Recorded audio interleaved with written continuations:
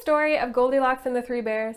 She kept trying different things, and some things were too big, some were too small, but some were just right. And this children's story can actually teach us a lot about how to create healthy lifestyle change. Welcome to the Intuitive Health Channel. My name is Heather and I am your Vitality Lifeguard. And if you're ready to start living the healthy lifestyle you deserve, you're in the right place. But to continue to live a healthy lifestyle well beyond the honeymoon phase, you have to promise me one thing. Promise me you're going to stop trying to overhaul your lifestyle. This is so very important because if the way that you want to live your life doesn't fit or is too different from where you're starting from, it just isn't sustainable. If you think about it, that's typically how we set goals like New Year's resolutions. We want to go from where we are right now to where we want to be, and we want that to happen overnight. But by changing our lifestyle without taking into account where we're starting from, what our baseline is, we're setting ourselves up for a rough time. Our lives are already stressful enough and they're so busy, right? We have to make room for the lifestyle that we want. And then we also have to allow ourselves enough time to adjust and adapt to these changes before making other ones. Taking steps towards a healthier lifestyle doesn't have to mean significant changes. These smaller shifts can create a big impact, especially because they're following something called the Goldilocks principle. Do you know the story of Goldilocks and the Three Bears? She kept searching and found things that were too big, too small, and then found something that was just right. Our brains work the same way. When it comes to creating change, if the change is too big, like when we try to overhaul our lifestyle, then we can't sustain it and we fall back on our old habits. If the change is too small, we feel like we're doing nothing, that we're not doing enough, and we just lose our motivation. You're looking for things that are just right. So here are my 7 Goldilocks strategies for refining your lifestyle and kickstarting your health journey with micro habits that'll be easy for you to stick to and will boost your motivation. Tip number 1, turn your cell phone into a drinking game. We check our phones often, sometimes more often than we realize throughout the day, so why not turn that into a drinking game of sorts? Whenever you grab your phone to check social media, respond to a text from that special someone, play a game of Candy Crush, take a swig of water. Not only will this bring your awareness to how much you're checking your phone during the day, but it will also help you get your 8 glasses of water in. My next tip is to eat whatever you're craving in its healthiest form. Sometimes we get a real hankering for something and that craving just will not budge until we satisfy it. But the good news is that you can still fulfill that craving, but maybe cut back on some of the calories if you eat whatever you're craving in its healthiest form. If you're craving fries, make yourself a baked potato. And maybe just the amount of time it's going to take you to make that baked potato will allow you to ditch the craving. If you've had a rough day and you want some ice cream, why not try a banana nice cream recipe instead? I've linked to one of those in the description below. If you're craving that crunch of chips and dip, opt for celery instead of chips, because then you'll still get that same crunch, you'll still get to enjoy that delicious dip, but with a fraction of the calories. My next tip for you is to modify your environment to make it easier to exercise. There is absolutely nothing that says you can't have some fitness equipment in the living room. We have our chin-up bar and stationary bike in the TV room, and it's great.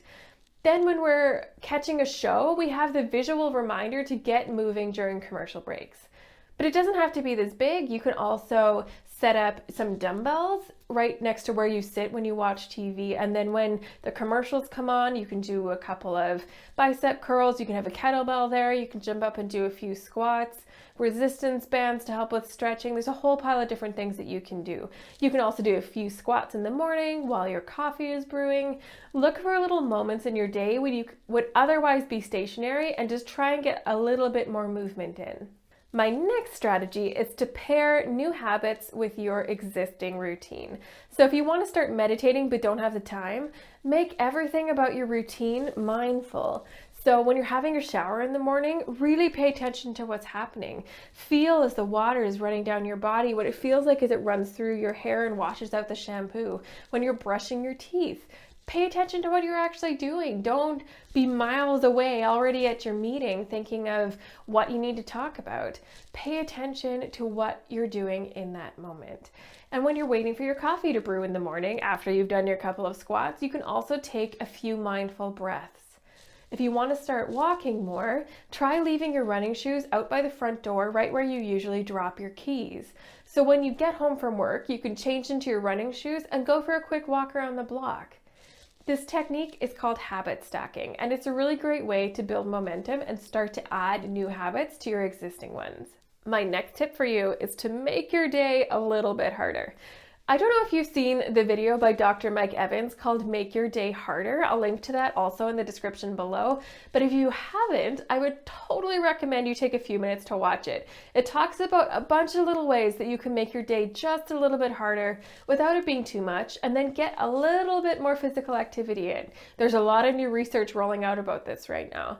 So for example, instead of driving around the parking lot a few times looking for that close parking spot, park at the back of the parking lot and walk in. When you stand up at work because you need to go and get some more coffee or you're making a trip to the bathroom, take the long way around. If you work on a floor that's really high up, consider taking the elevator up but getting off 1 or 2 levels early and walk up the stairs from there.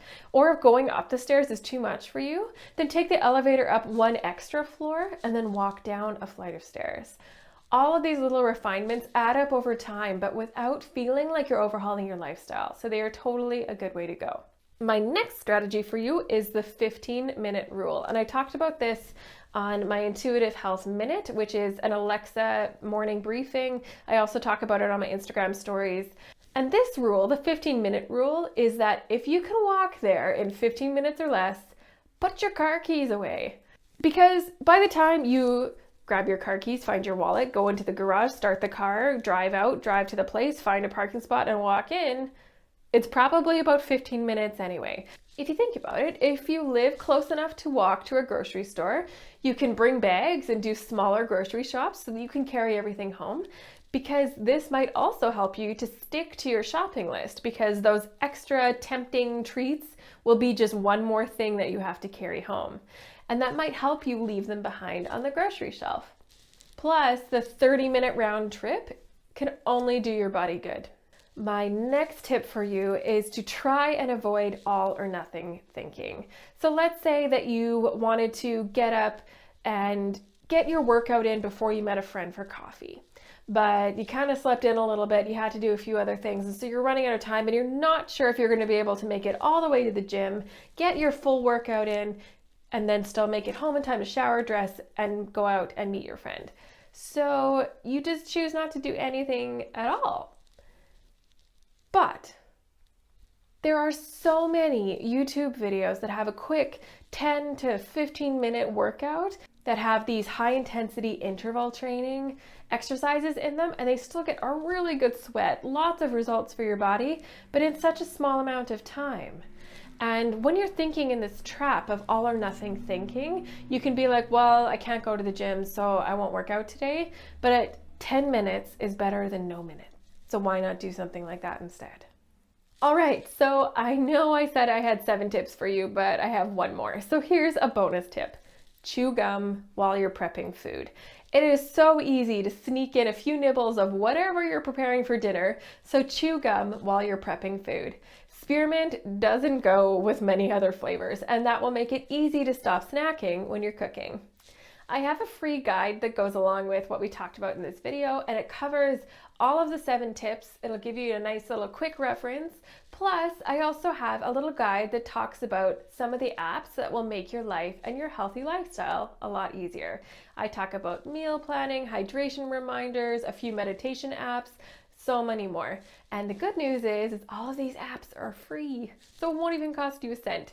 You can check out the description for links to that, plus everything else that we've talked about, because really changing your lifestyle doesn't have to feel like work.